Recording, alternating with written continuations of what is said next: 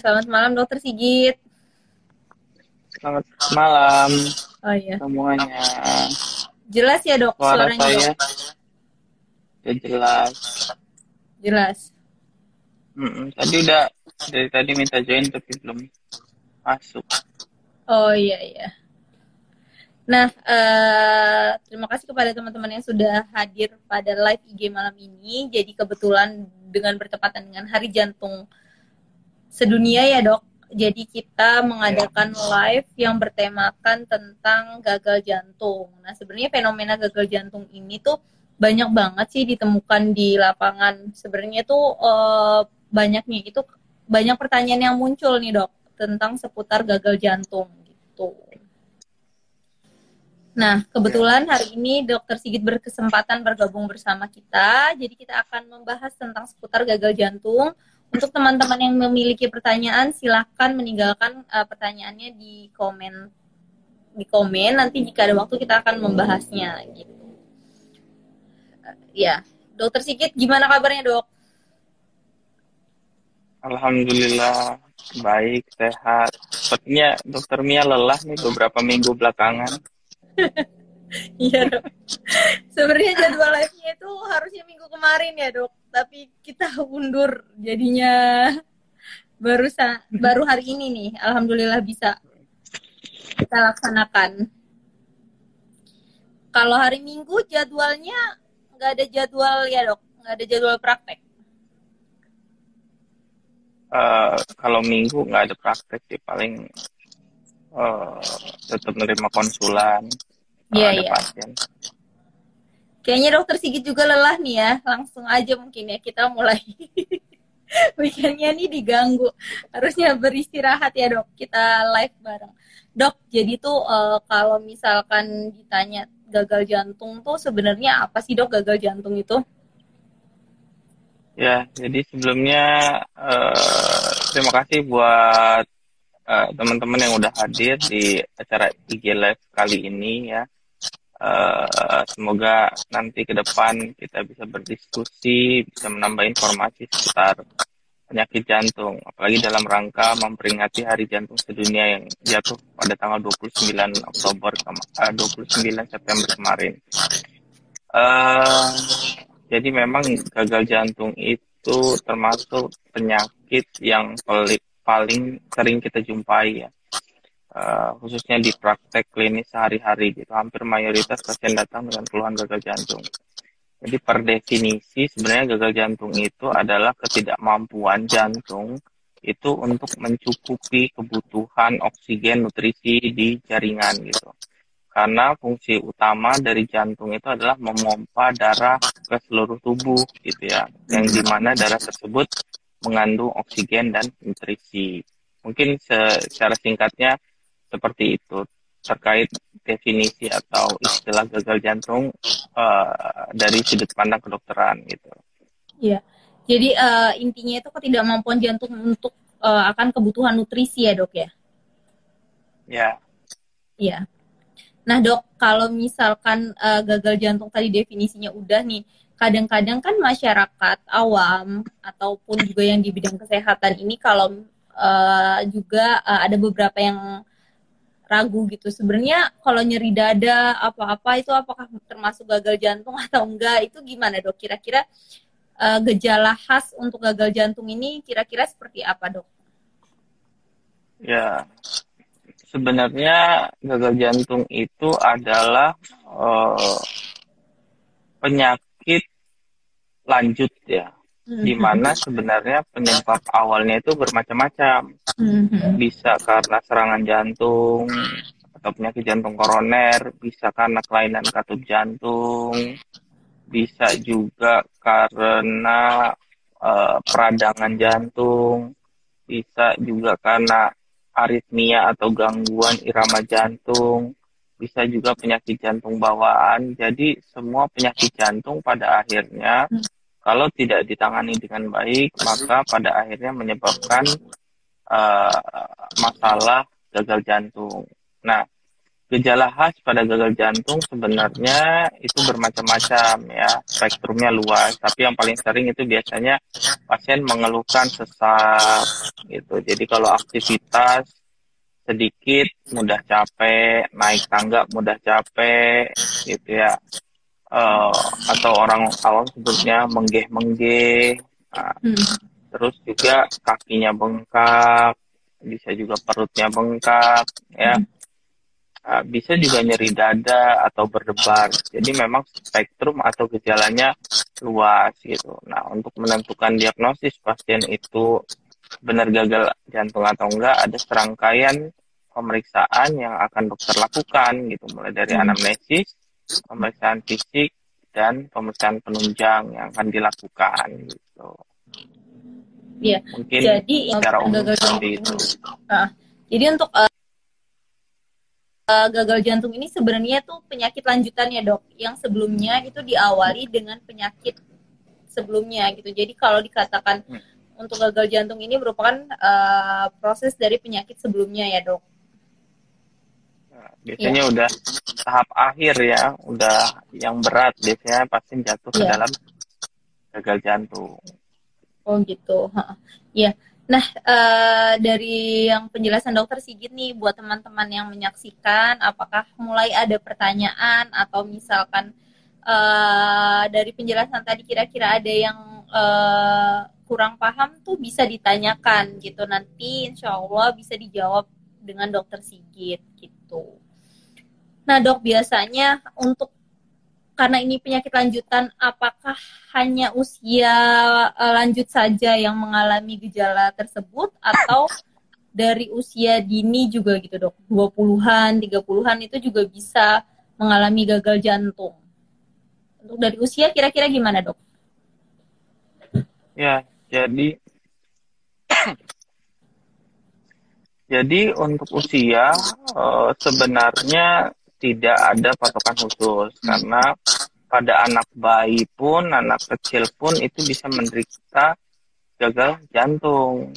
Tapi dia biasanya paling sering disebabkan oleh penyakit jantung bawaan gitu.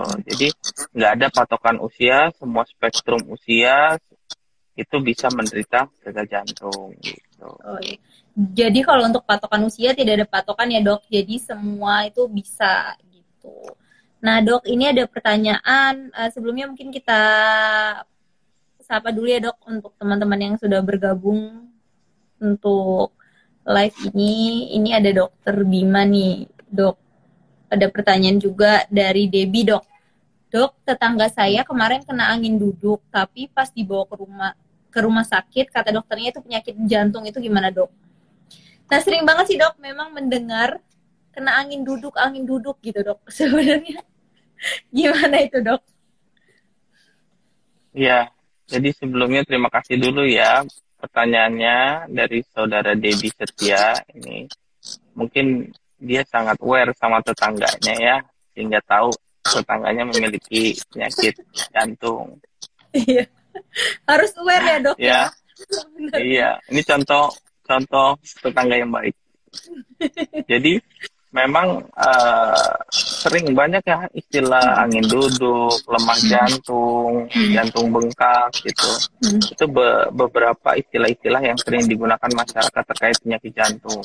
Nah, angin duduk itu biasanya dikaitkan itu biasanya pada pasien-pasien yang memiliki keluhan nyeri dada ataupun pasiennya nggak sadar secara mendadak atau henti jantung gitu.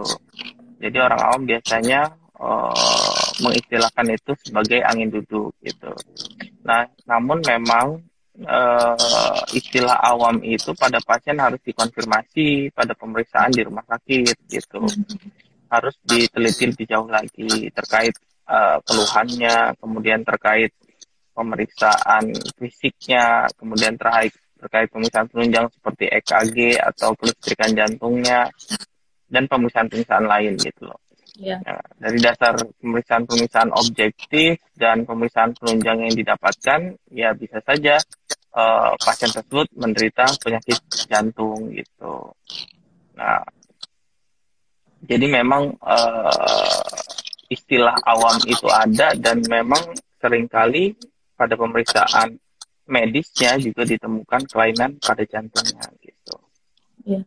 Jadi tetap harus dikonfirmasi ya untuk Mas Debi tuh harus tetap dikonfirmasi dengan pemeriksaan penunjang lanjutan. Mungkin bisa diawali dengan EKG ya dok ya? Ya, itu pemeriksaan kelistrikan jantung atau EKG itu sebenarnya sekarang sudah menjadi pemeriksaan dasar dan wajib pada pasien-pasien yang memang kita curigai adanya kelainan penyakit jantung gitu. Iya, iya. Wah, terima kasih nih. Iya, untuk teman-teman yang hadir juga mungkin jika ingin mengetahui lebih banyak lagi informasi tentang jantung, seputar jantung itu jangan lupa ya follow Instagram dan mengikuti Instagramnya Dokter Sigit, dan tidak hanya Instagram sebenarnya, ada juga YouTube-nya ya dok ya? Ya boleh, di YouTube juga ada. Jangan lupa di like, subscribe dan share di YouTube-nya Dokter Sigit karena informasinya itu benar-benar sangat informatif sekali gitu. Sering ada sesi pertanyaan juga dan ada live yang lainnya gitu. Nah dok, ini ada pertanyaan lagi. Ingin melanjutkan ini nih pertanyaannya dari saudara Debbie ya terkait jadi nggak perlu dikerok kan ya. Jadi memang baru aja kemarin malam jam ketika saya mau pulang dari rumah sakit itu sempat ada konsulan pasien dari IGD gitu. Karena nyeri dada. Nah, pada saat saya lakukan pemeriksaan itu memang tampak bekas kerok-kerokannya pada pasien itu. Jadi sebenarnya persoalannya itu bukan pada kerokannya boleh atau tidak, tapi kalau misalkan pada pasien seperti itu, ya misalkan nyeri dada, ya, misalkan ternyata pasien tersebut serangan jantung. Nah, tapi karena akibat dikerok dulu kan itu memakan waktu, ya. Sehingga penanganan awal yang harusnya cepat atau segera diberikan menjadi delay atau terpending akibat kerokan tersebut gitu. Jadi baiknya kalau memang ada keluhan nyeri dada atau keluhan gak enak di daerah dada gitu, langsung aja dibawa ke IGD, rumah sakit terdekat untuk segera mendapat pertolongan gitu. Jadi saya rasa belum perlulah untuk dikerok gitu. Iya dok, karena banyak banget dok. Memang mungkin termasuk suges ya dok. Kalau misalkan sudah dikerok tuh merasa nyaman seperti itu dok dan lebih enakan gitu. Tapi ternyata tuh dengan nyeri dada ini berpacu dengan waktu ya dok. Sebaiknya apabila dengan keluhan nyeri dada itu sebaiknya langsung dibawa ke fasilitas kesehatan ya dok ya. Ya betul. Semoga pertanyaannya menjawab ya Mas Debi. Dok, kemudian ini ada pertanyaan lagi dari siapa ya tadi? Oh, dari Vika Arlianti. Mau tanya dok, kalau tiba-tiba nyeri dada sebelah kiri, apa itu termasuk gejala sakit jantung? Sebenarnya. Iya, silakan dok. Ya, jadi ini pertanyaan yang paling sering ditanya ke dokter jantung ya, terkait nyeri dada kiri gitu. Jadi sebelum saya jawab lebih lanjut, saya ingin menjelaskan bahwa di dada itu banyak organ ya. Kemudian dari depan itu kita bisa lihat ada kulit, ada otot, ada tulang, ada jantung, ada paru-paru gitu. Nah, ketika ada masalah di setiap organ itu, maka bisa menimbulkan sensasi nyeri yang dirasakan. Nah, jadi belum tentu juga nyeri dada kiri itu punyanya jantung gitu. Nah, untuk bisa membedakan apakah nyeri dada itu dari jantung atau enggak, kita harus evaluasinya lebih dalam, kemudian lebih teliti lagi gitu. Yang pertama ya, kita harus tahu dulu pasien ini ada faktor risiko atau tidak untuk terjadinya penyakit jantung atau serangan jantung atau penyakit jantung koroner. Misalkan adanya obesitas, merokok, kemudian faktor keturunan, kemudian ada kencing manis, ada darah tinggi gitu ya.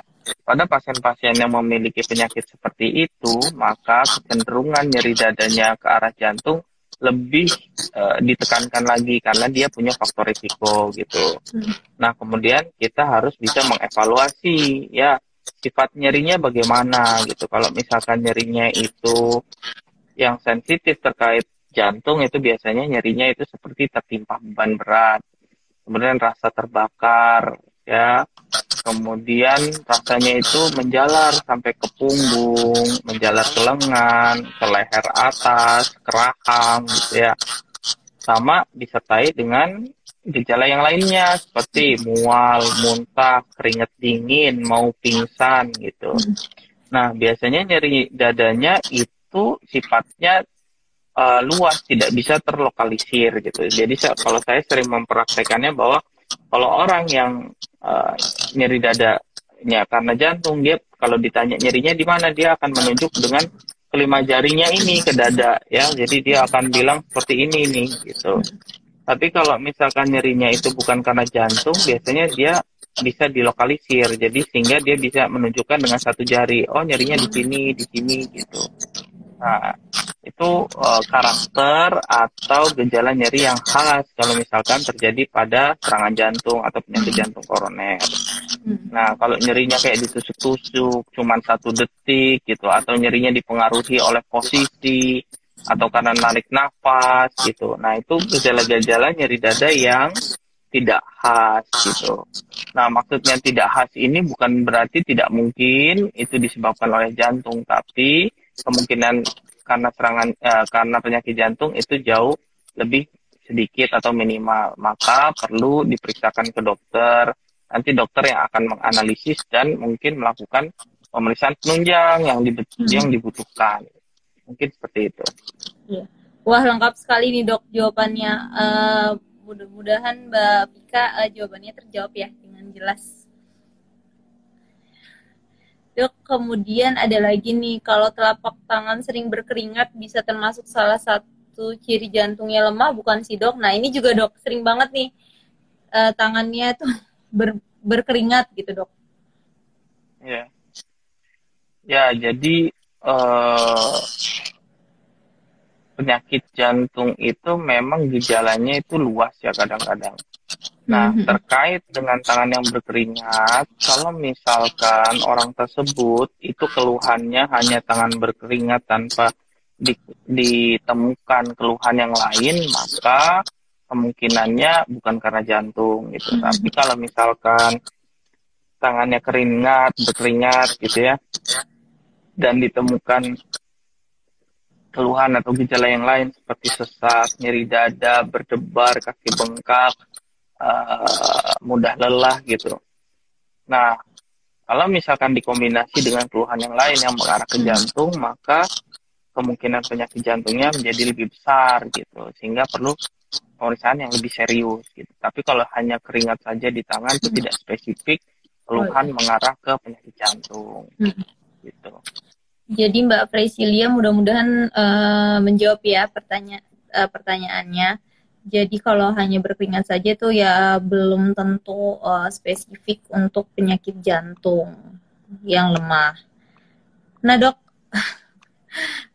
ini seru banget sih pembahasan tentang jantung ini, kayaknya tuh nggak habis dalam 1 jam ya. Ini dok ada pertanyaan nih dari Mbak Fadila, dan ini ada pertanyaan dari Dokter Fonda juga. Wah, Dokter Fonda spesialis kandungan. Terima kasih dok. Ini dari Mbak Fadila dok. Kalau nyeri dada sampai mual itu bisa karena shock aja atau karena ada gejala sakit jantung ya dok? Mungkin bisa ditambahkan sedikit dok dari penjelasan-penjelasan sebelumnya. Ya, jadi memang kalau ada keluhan nyeri dada sampai mual itu perlu pemeriksaan yang lebih mendalam gitu, dan lebih serius gitu ya. Karena memang pada beberapa kasus pasien dengan nyeri dada karena serangan jantung itu timbul juga rasa mual, muntah gitu, dan keringat dingin gitu. Jadi ada baiknya memang diperiksa lebih lanjut gitu terkait nyeri dada dan mualnya. Masih bisa kemungkinan itu suatu serangan jantung. Apalagi ditambah dengan yang tadi sudah saya jelaskan, yang lebih khas ya, pengeluaran keringat dingin sampai muntah, nyeri dadanya itu lebih dari 20 menit, menjalar, tembus ke punggung gitu. Mungkin itu. Jadi itu ya dok ya. Ya. Gitu ya Mbak Fadila, mudah-mudahan menjawab ya pertanyaannya. Dok, ini mungkin satu lagi pertanyaan ya dok, ini dari dokter Fonda nih dok, dokter Fonda spesialis kandungan. Dok, gimana kalau hubungan makan daging kambing sama tensi? Nah ya dok, gimana dok? Ya untuk dokter Ponda mungkin Ini makan kambingnya hobi bisa makan dibagi-bagi. daging. Bisa Ya, makan bareng gitu ya dok? ya jadi memang terkait dengan konsumsi daging kambing dengan tensi sebenarnya nggak selalu berkorelasi ya gitu. Jadi proses hipertensi itu multifaktorial gitu ya. Jadi ada faktor usia di situ.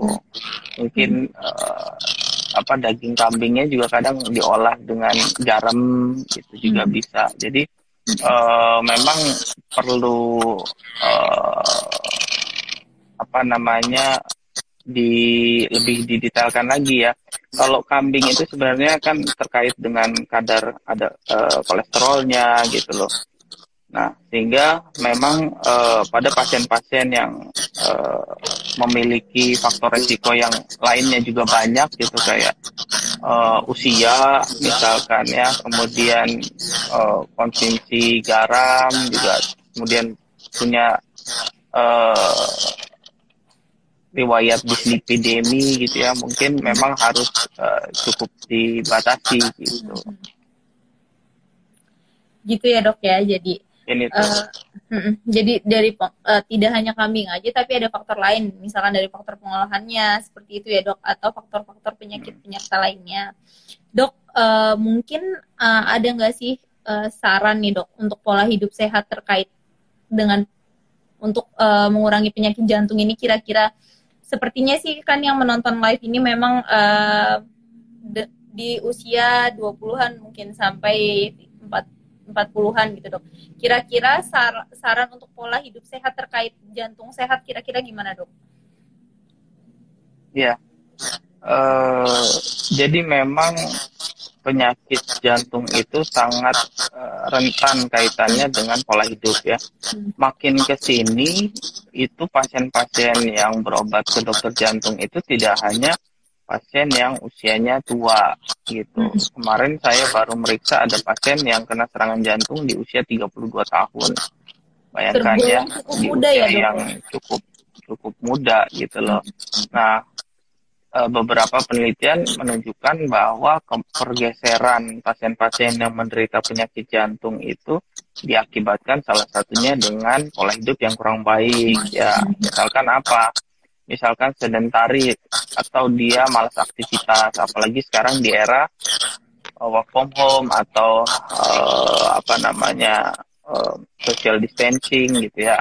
Meskipun kita di rumah aja, tapi baiknya tetap melakukan aktivitas fisik, ya berolahraga, entah itu di taman, di ruang tamu, di kamar gitu, tetap melakukan aktivitas fisik. Nah, sarannya itu adalah kita melakukan olahraga itu minimal sehari 30 menit, ya, dengan dilakukan 5 kali dalam seminggu. Sehingga kalau kita totalkan jumlahnya itu sebaiknya 150 menit dalam 1 minggu kita melakukan aktivitas olahraga. Nah itu. Yang kedua, harus menghindari makan makanan yang tidak sehat. Misalkan yang tinggi lemak, kemudian merokok, minum alkohol, diet tinggi garam gitu ya. Nah itu yang harus dihindari. Sedangkan yang disarankan memang berbanyak makan buah, kemudian makan sayur gitu. Nah, dengan kita tahu apa yang dianjurkan dan apa yang harus dihindari, harapannya sih ya kita bisa menekan angka kesakitan ataupun kematian akibat penyakit jantung gitu. Karena penyakit jantung sekarang masih menjadi salah satu penyakit yang paling sering, paling banyak menyebabkan kematian gitu. Oh ya, Jadi gitu ya dok. Jadi memang pola hidup ini sangat berpengaruh sekali, nggak hanya untuk kesehatan jantung, tapi untuk kesehatan kita semua gitu ya dok. Di organ-organ Ya, lain juga. Jadi sedini mungkin itu pola hidupnya juga harus diatur ya dok ya. Karena untuk penyakit ya, jantung ini tuh tadi dokter Sigit katakan itu dari usia 30-an itu sudah ada yang bergejala gitu. Jadi tidak terpaut masalah usia lanjut baru kena penyakit jantung itu tidak. Tapi sedini mungkin kalau bisa kita menjaga pola hidup yang baik, yang sehat. Gitu ya dok ya? ya. Ya. Nah buat teman-teman nih yang mau lanjutan mengetahui informasi tentang kesehatan jantung dan seputar jantung tentunya jangan lupa follow Instagramnya Dokter Sigit karena di situ informasinya banyak banget. Saya juga ke flashback tentang edukasi tentang kesehatan jantung gitu. Dok, mungkin itu saja ya dok ya, karena waktu juga kita memang nggak banyak nih. Saya juga kebetulan ada kegiatan lain dari dokter Sigit. Apakah ada yang ingin ditambahkan dok sebelum menutup live kita hari ini dok?